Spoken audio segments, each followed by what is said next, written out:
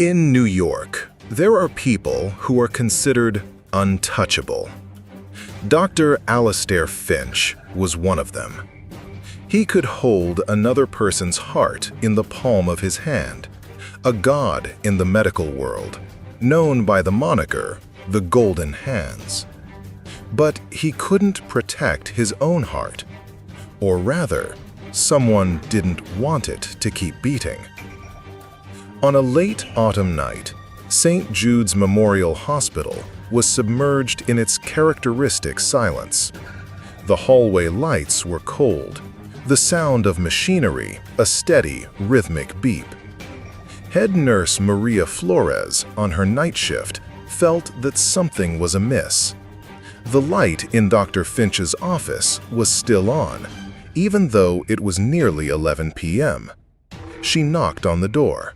No answer. She knocked again, louder. Still only silence. Her intuition told her something was wrong, so she called security. A tall security guard used an emergency key to open the heavy oak door. The scene inside was perfect to a frightening degree. The office was luxurious, with medical books neatly arranged on the shelves. The faint scent of antiseptic and coffee hung in the air. Everything was in order. There were no signs of a struggle or disturbance. Dr. Alistair Finch was slumped in his leather armchair, his head tilted back, his eyes wide and vacant. The cup of coffee on the table beside him was still warm. The on-call doctor was summoned immediately. After a few minutes of examination, he shook his head. He's gone. Acute heart failure. How ironic. The security guard, following protocol, called to report the situation directly to the hospital's CEO, Mr. Julian Hayes. A few minutes later, a patrol team arrived, but they quickly reached the same conclusion: a tragic but entirely natural death. The case would have likely closed there, if not for a cybersecurity incident. The next morning, Detective Kaito Tanaka of the NYPD's Cyber Crimes Unit was called in. He wasn't summoned for a death, but for a file. Tanaka, a sharp man of 40, had an ability to see through people as clearly as he could digital footprints. He stood in the hospital's cybersecurity room, staring at a large screen. "This is the access log, Detective," an IT technician said. An administrative-level delete command was executed on Dr. Finch's personal medical record at 10:47 last night. The command used the Gutman algorithm, overwriting the data 35 times. There's no way to recover it. "What was the estimated time of death?" Tanaka asked, his eyes never leaving the screen. "The preliminary report says around 10:40 p.m. Tanaka fell silent. He turned to Julian Hayes, who was standing nearby with a worried expression. "Mr. Hayes, it appears Dr. Finch deleted his own medical records 7 minutes after he died." The composure on Julian Hayes's face vanished. A case of natural death had just become a potential homicide. A deleted medical record was more suspicious than a bullet. It didn't just hide a cause of death, it hid a life. Tanaka knew that to find the killer, he had to find the secret Dr. Finch had tried to bury. The official investigation began, and Tanaka focused on 3 people who had both motive and means.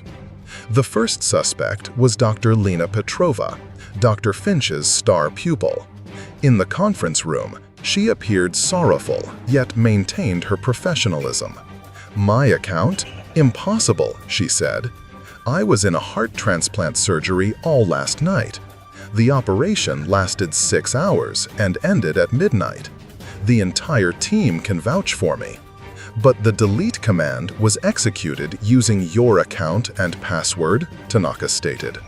"There are rumors that he discovered an error in one of your surgeries and was planning to bring you before a disciplinary board. Did his medical records contain evidence against you? Lena Petrova stiffened. Rumors are just rumors. Dr. Finch was a strict but fair mentor. Someone must have stolen my password. That's the only explanation. Tanaka observed that while her words expressed grief, her eyes held an unmistakable glint of ambition. The second suspect was CEO Julian Hayes himself. In his luxurious office, he was fully cooperative. Yes, Alistair and I had our disagreements. He was a pure scientist. I have to run a business. What about the report he was preparing? Tanaka asked. A report about the hospital using substandard pacemakers from a cheaper supplier to maximize profits? That report could have bankrupted the hospital and sent you to prison. A misunderstanding, Julian shrugged. We were in the process of resolving it. Alistair's death is a great loss. As for the deleted file, I know nothing. I was chairing a board meeting at the time. There were over 10 people there. We finished at 11. Julian's alibi was the most perfect. He was considered above suspicion. The final suspect was Clara Finch, the young widow. In her lavish mansion, she looked fragile and heartbroken. Alistair was my whole world. I can't believe he's gone. Mrs. Finch, is it true that you were in the process of a divorce and that he was preparing to change his will to exclude you from the inheritance? Tanaka asked directly. Clara stopped crying, her eyes flashing with a defensive light. Those were just minor marital disagreements. Is a $20 million life insurance policy considered a minor disagreement, ma'am? Could his medical records have revealed a condition that would affect the terms of that policy? I don't know anything about that, she said, her voice trembling. I was at a charity gala for the Children's Fund last night. There were hundreds of people there. I have an alibi. The investigation hit a dead end. All suspects had motives, but all also had unbreakable alibis. Tanaka's team tried to recover the deleted file, but failed. However, they did trace the origin of the delete command. It didn't come from Dr. Petrova's computer.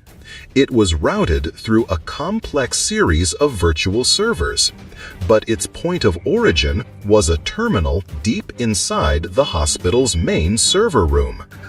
Only a handful of high-level IT staff and the executive board, including CEO Julian Hayes, had access to that area. At the same time, a phone call from the medical examiner's office changed everything. Tanaka, acting on a hunch, had requested a more in-depth toxicology screen.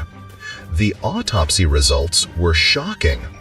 Dr. Finch's blood contained a minuscule, almost undetectable, of a custom-synthesized potassium inhibitor. The substance induces cardiac arrest almost instantly, perfectly mimicking a natural heart attack. It degrades in the bloodstream within minutes, making it impossible to detect unless one knows exactly what to look for. The poison could have been introduced into the water filter of the coffee machine in his office. This was no longer a suspicious death.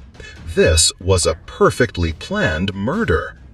That night, in his office, Tanaka stood before his whiteboard covered with photos and case details. Murder someone, then break into the server room to delete a file? Too risky. There had to be another way. "Chief, this is weird," said Officer Davis, a younger colleague. "Alistair's file. Everything starts when he's 30. Before that, nothing. No birth certificate, no school records, no family. It's like he just appeared out of thin air." Tanaka froze. An idea sparked in his mind. He took the photos of Julian Hayes and Alistair Finch and placed them side by side. The past. The answer was in the past. The next day, Tanaka went to see Julian Hayes. "I've done a very thorough investigation, Mr. Hayes. Or should I call you Julian Volkov?" Julian's composure shattered. For the first time, Tanaka saw panic in his eyes. "Alistair Finch, or rather Alexei Volkov, was your brother," Tanaka continued. "You are the sons of a disgraced Russian doctor who fled to the States. Alistair was a natural-born surgical genius, but he had no degree. His entire illustrious career, his Golden Hands title, it was all built on a false identity and forged credentials. You don't know anything," Julian stammered. "I know everything," Tanaka said. "I know your brother. After years of a guilty conscience and a recent diagnosis of heart disease, decided to confess everything. That confession wouldn't just destroy him. It would bring down this entire hospital. You, as CEO, would face charges of fraud, conspiracy, and prison time. You couldn't let that happen." Julian Hayes fell silent, his head bowed. "You have a background in biochemistry. You synthesized the poison yourself. You met with your brother, and when he wasn't looking, you put the poison in the coffee machine's water filter. Then you went to your board meeting to establish an alibi. During that meeting, you used your phone to trigger a pre-programmed command that remotely deleted your brother's medical records via the terminal in the server room. Because that file didn't just contain information about his heart condition. It contained the medical history, the true blood type of Alexei Volkov, things that could link him to his old family and expose the entire truth." Julian Hayes looked up, his eyes filled with desperation, but not a shred of remorse. "I built this empire from nothing. I couldn't let him destroy it because of a moment of weakness." The door opened. Police officers walked in. Tanaka stood up, giving Julian one last look. He glanced at an old photograph on Julian's desk. In it, two young boys, Julian and Alexei, were smiling brightly in the sun, their futures not yet written. "Take him away," Tanaka said to the officers. Julian Hayes, the composed CEO, was handcuffed and led away. The final curtain had fallen. The arrest of Julian Hayes sent shockwaves through the city. The news spread like wildfire. Dr. Alistair Finch, the Golden Hands, the living saint of medicine, was actually Alexei Volkov, an imposter with no degree. St. Jude's Memorial, a symbol of prestige, was thrown into chaos. Press conferences were held, phones rang off the hook, and public trust crumbled overnight. The truth hit those left behind like a physical blow. Dr. Lena Petrova, the chosen successor, stood silently in an empty operating theater. The legacy she had dreamed of inheriting had turned out to be a fraud. Her grief was not for the loss of a mentor, but for the loss of a future built on a foundation of lies. Clara Finch, the widow, vanished from high society. The massive insurance payout was frozen, and her marriage became a punchline for the entire city. The pain of losing her husband was replaced by the humiliation of realizing she had loved and lived with a ghost. A somber mood enveloped the hospital. The doctors and nurses who had once seen Dr. Finch as a titan now felt betrayed. Head nurse Maria Flores, the one who found him, sat alone in the cafeteria, remembering the times Dr. Finch had kindly inquired about patients. She couldn't reconcile the image of the dedicated doctor with that of a charlatan. People were terrifyingly complex. At his trial, Julian Hayes showed no remorse. He coldly admitted to his actions, framing it as a necessary business decision to protect the empire he and his brother had built. He was sentenced to life in prison without parole. Months later, Detective Tanaka sat in his office, looking at the closed case file. He looked again at the copy of the photo of the two smiling boys, Julian and Alexei. A lie, started 30 years ago with perhaps a good intention, had grown into a monster that consumed its own creators. The lesson of the story is that sometimes the most brilliant careers are built on the most fragile of lies. And when a lie becomes too heavy to carry, it crushes not only the one who created it, but also the one willing to do anything to protect it.